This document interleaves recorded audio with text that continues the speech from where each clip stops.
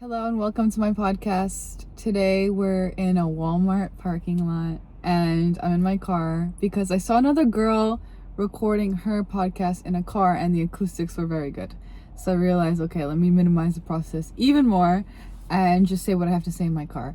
So if you follow my podcast, I have a good amount of views on YouTube and Spotify, which is surprising to me because I don't target it to anyone. So if you're finding my content that's amazing. Thanks to the universe for that. This podcast episode, I want to be about perfectionism, OCD, and heartbreak. These are three things that I think are all overlapping with each other. So I feel like I don't necessarily have OCD and I've never been diagnosed with anything like that before, but I'm definitely a type A control freak and I definitely suffer from perfectionism. So I just feel like OCD is a cool word and it resonates with a lot of people, and maybe I do have some acute form of it, but that's not the point. The point is that whole process of trying to control everything to the point of meticulous 0% error operation is a waste of time and a waste of energy. And meditation really taught me that releasing control is the ultimate form of perfectionism and perfection. So if you struggle with trying to organize everything, trying to count everything, trying to clean off all the dust, please sit down and meditate, because the reason why you're trying to control things to that utmost level of perfection is because you're suffering from a lot of heartbreak. And heartbreak is the result of trauma, and OCD usually stems from trauma, i.e. heartbreak.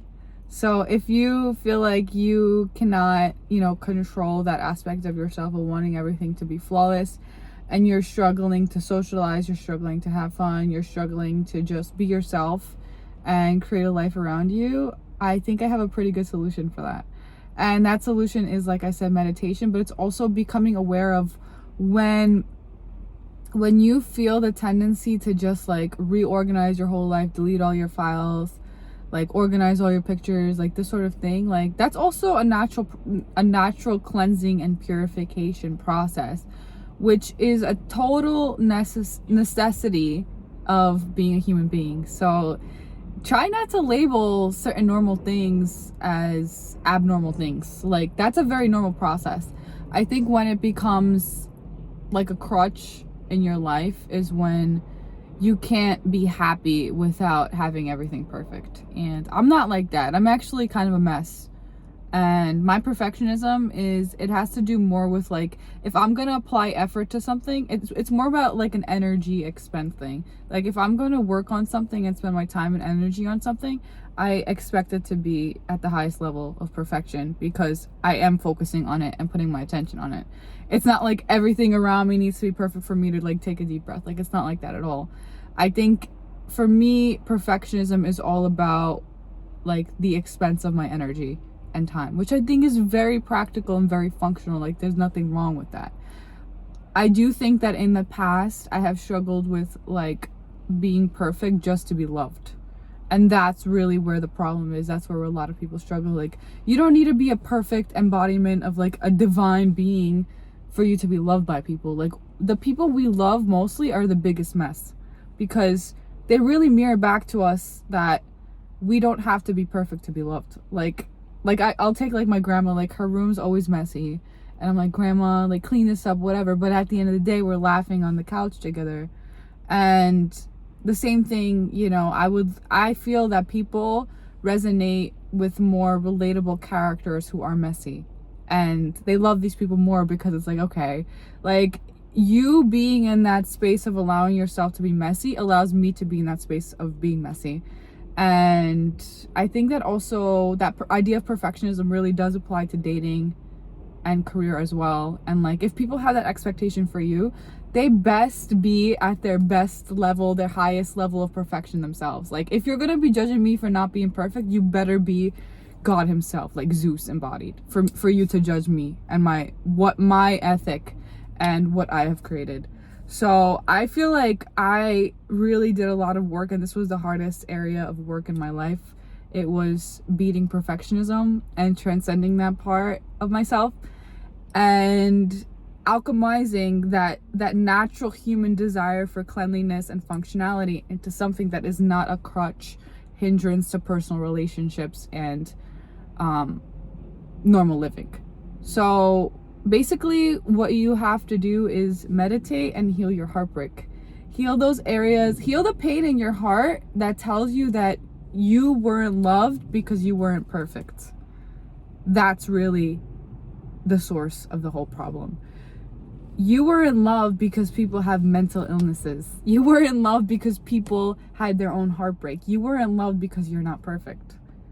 And once you flip that belief system around, you realize, okay, you place I am loved at the base of your belief systems as the core belief of your existence. And everything else on top of that is an addition. Like, I know that I'm loved regardless of if I lose my job, or if my room is messy, or, you know, if I have to go to the doctor, if I have something wrong with me. Like, I know that I'm loved. And any other project that I work on or any relationship that I have is an extension of that. And if I choose to pursue perfectionism, I have that choice. But for me to get to you are loved, I don't need to go all the way out there to come back here. For me, that's a waste of energy, because I would rather be in that space of you are loved and you are worthy and you are perfect already, because that creates the most perfect work anyways. So you might as well just flip the whole game and serve yourself first, and know that that place of I'm not perfect, therefore I'm failing in life, or I'm not perfect, therefore I'm not loved, that is a really big blockage for people in being happy. And for me, happiness comes first. I truly believe that every second that goes by in life that we're unhappy, we're wasting our time. Because you can easily rearrange well, it's not easy, it takes time and a lot of self-analysis.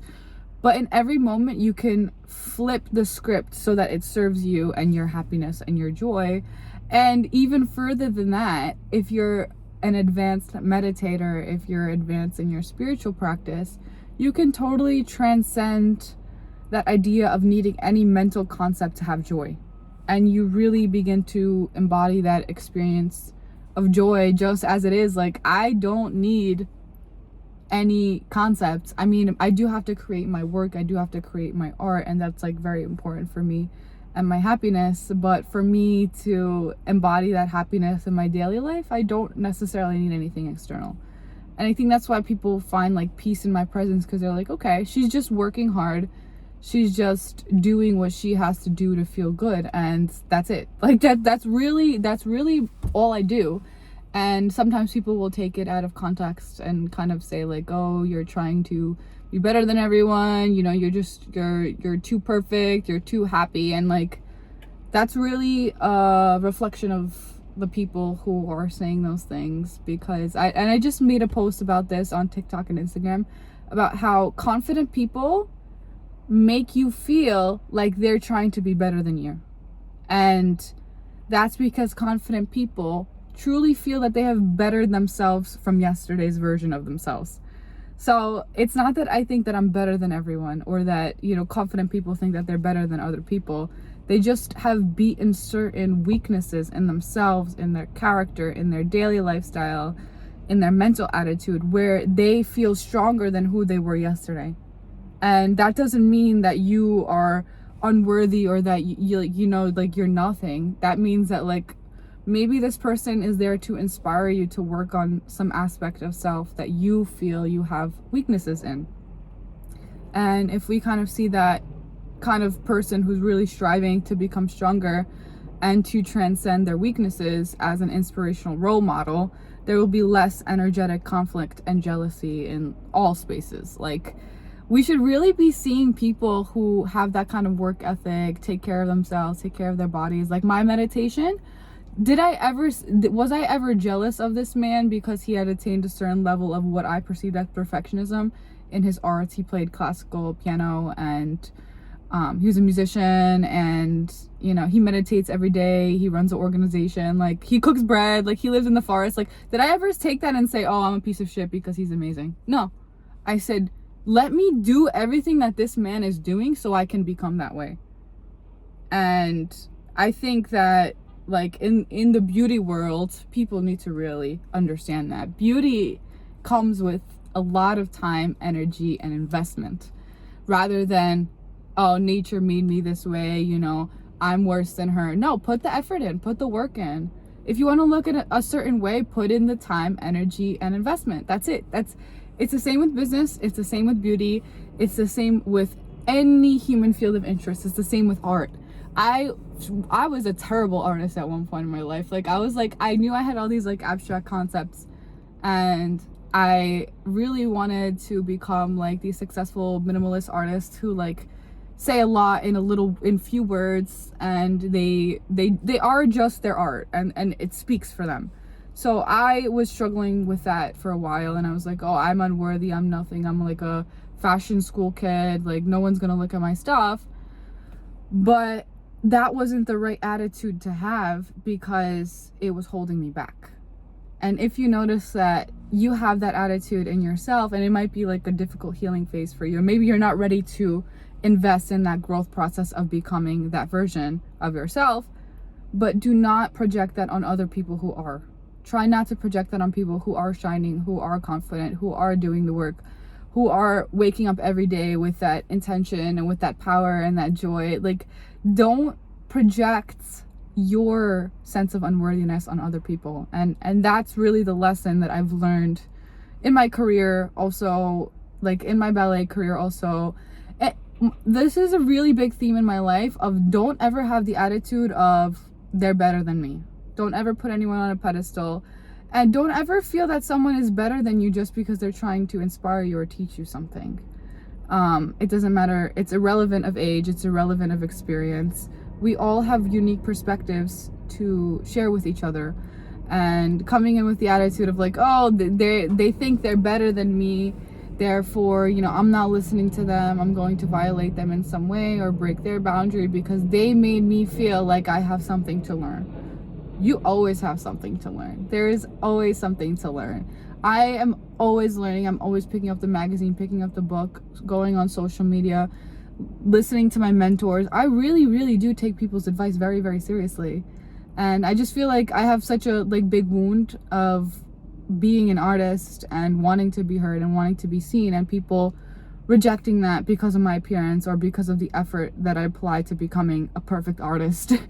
And just being myself in general. And I think a lot of women struggle with that because of their appearance, because they put a lot of energy and time into their appearance, but they're also doing 5 million other things, and it's like, oh, I'm not going to take her seriously, I'm going to objectify her because she made me feel insecure with her success and her accomplishments. There you go, I said it.